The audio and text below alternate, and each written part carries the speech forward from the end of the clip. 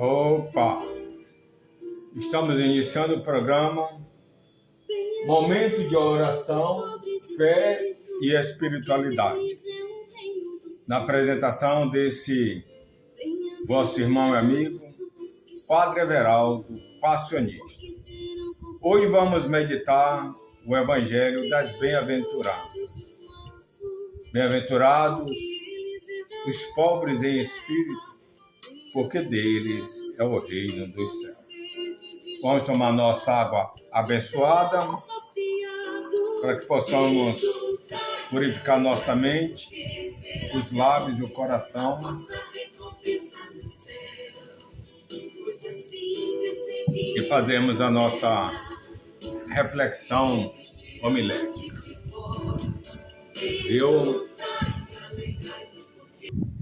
Vamos ouvir a nossa reflexão deste Evangelho. As bem-aventuranças.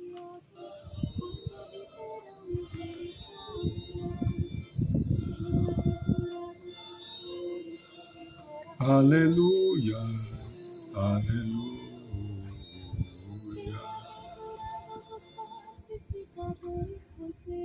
Caríssimos irmãos e irmãs, hoje, quarto domingo do tempo comum, a liturgia é sobre as bem-aventuranças, é sobre ser humilde e pobre em espírito.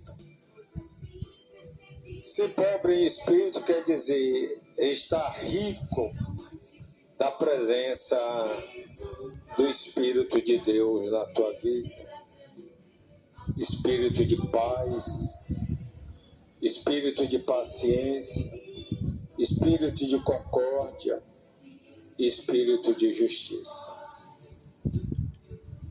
Caríssimos irmãos e irmãs, a primeira leitura do Antigo Testamento, do livro de Sofonias, pede que busquemos a Deus em primeiro lugar. Cada um de vós aqui, cada um de nós nesse momento, estamos de uma certa forma ou de outra buscando a Deus. E nos diz Sofonias: buscai o Senhor, porque pede que busquemos a Deus em primeiro lugar. Cada um de vós aqui, cada um de nós nesse momento, estamos de uma certa forma ou de outra buscando a Deus. E nos diz Sofonias: buscai o Senhor, porque Ele pode te dar a paz. Buscai o Senhor, todos os humildes da terra, quer dizer, todo ser humano. E praticai a justiça e procurai a humildade. E sempre na oração e na adoração eucarística a gente fala, para que o nosso coração seja humilde, igual ao coração de nosso Senhor Jesus Cristo.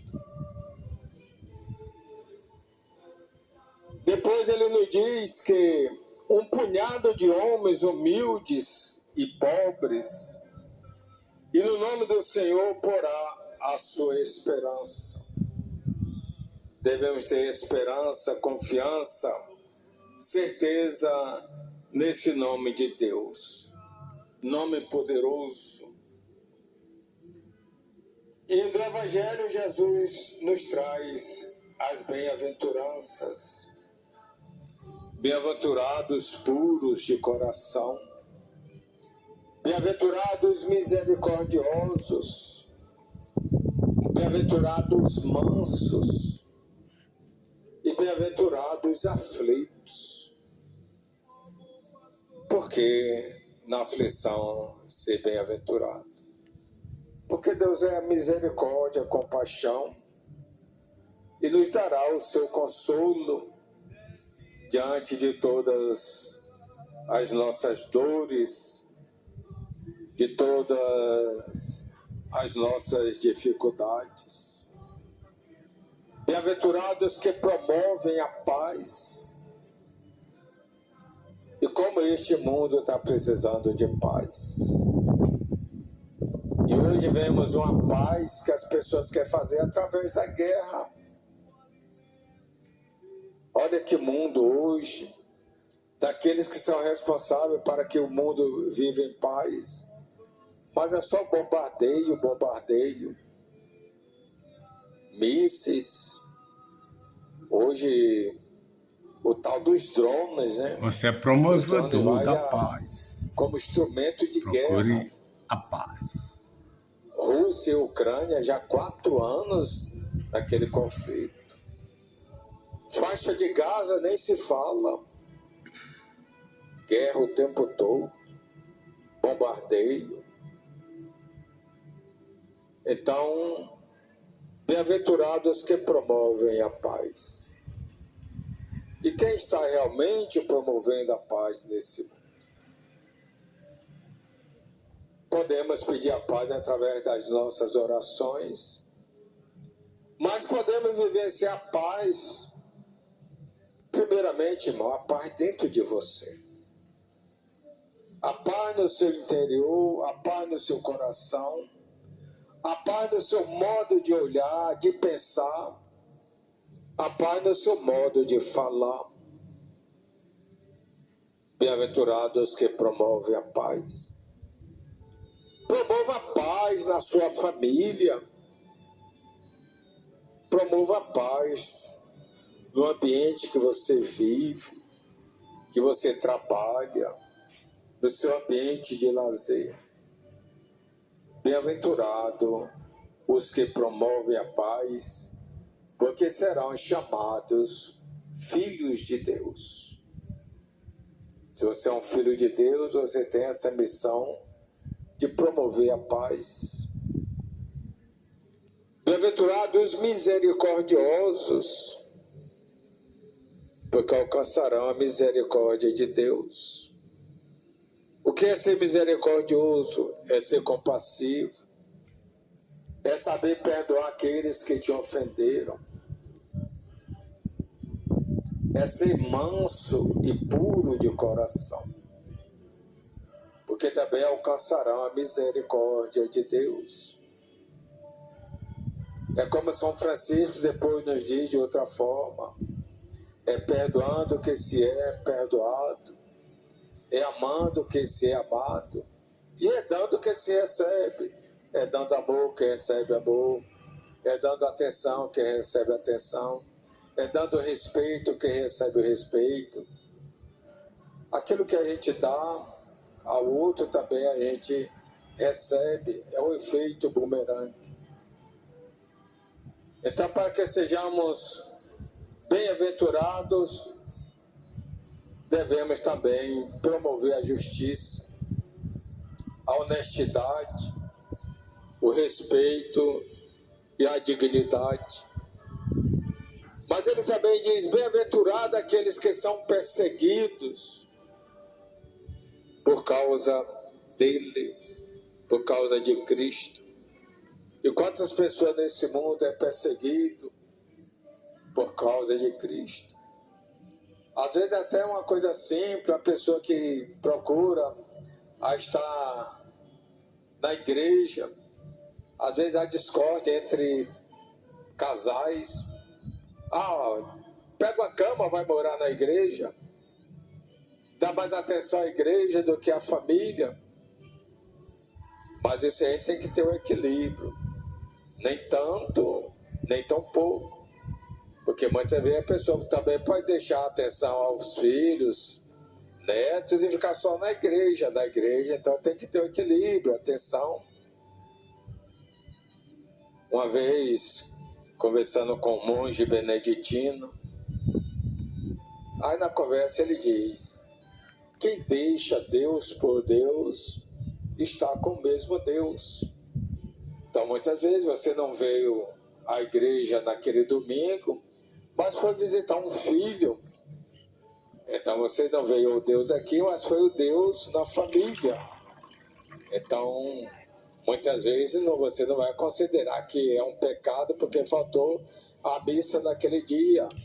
Desde que você foi fazer algo que é em prol da edificação familiar, a edificação de uma vida. Você não veio à missa, mas foi estar com a pessoa que está hospitalizada e naquele dia estava precisando de uma companhia. Olha o que Jesus diz: eu estava doente, tu fostes me visitar. Então quer dizer, há várias formas da gente estar com Deus, também sem estar na igreja. Agora, a igreja realmente é necessária porque ouvir a palavra de Deus e alimentar do seu corpo e do seu sangue e receber a bênção em nome do Pai, do Filho e do Espírito Santo. A segunda leitura também voltada para essa ação da pequenez diante da humanidade, mas que traz uma grandeza diante de Deus. São Paulo, escrevendo aos Coríntios, fala: pois entre vós não há muitos sábios de sabedoria humana, nem muitos poderosos, nem muitos nobres, porque Deus escolheu que o mundo considera como estúpido para assim confundir os sábios. Então, a sabedoria de Deus é diferente da nossa. Muitas vezes, humanamente, a gente quer o mais bonito, o mais forte, o mais alto, o mais poderoso. E Jesus não. Vai para a multidão, escolhe aquele que ele quer. Olha na escolha dos discípulos: pescadores, cobrador de imposto, pessoas simples para a condução do reino de Deus. Assim também ele quer fazer de cada um de nós, na nossa pequenez, mas nessa pequenez que ele dá a força e a grandiosidade do seu espírito. Então esse espírito que traz a sabedoria, a inteligência, a ciência, o discernimento, também a fortaleza e o temor de Deus, que é o princípio da sabedoria. E esse espírito vai trazer a paz, a mansidão, a humildade, a paciência, o respeito. Tudo isso é se tornar esse bem-aventurados pobres em espírito, porque deles é o reino de Deus. E Deus faz do seu reino em cada um de nós, na nossa pequenez. Mas ele que nos chama, ao que termina dizendo a segunda leitura, falando de Deus em nossa vida através de Jesus Cristo. É a graça de Deus, a ele que vós estáis em Cristo Jesus, o qual se tornou para nós da parte de Deus. Olha o que ele diz, que o Cristo se torna para nós: sabedoria, justiça, santificação e libertação. Para que, como está escrito, quando a gente se gloriar, glorie-se em Deus, em Cristo Jesus. Em Cristo Jesus, nosso Salvador. Então, que Deus nos abençoe, nos proteja, nos fortaleça e nos conduza. Padre Everaldo Pires da Santa Cruz, em tua casa, em tua mente, em teu coração. Em nome do Pai, do Filho e do Espírito Santo. Amém. Então aqui, jogar água benta para que Deus te abençoe, te proteja e te fortaleça. Pax et Felicitas. Paz e felicidade.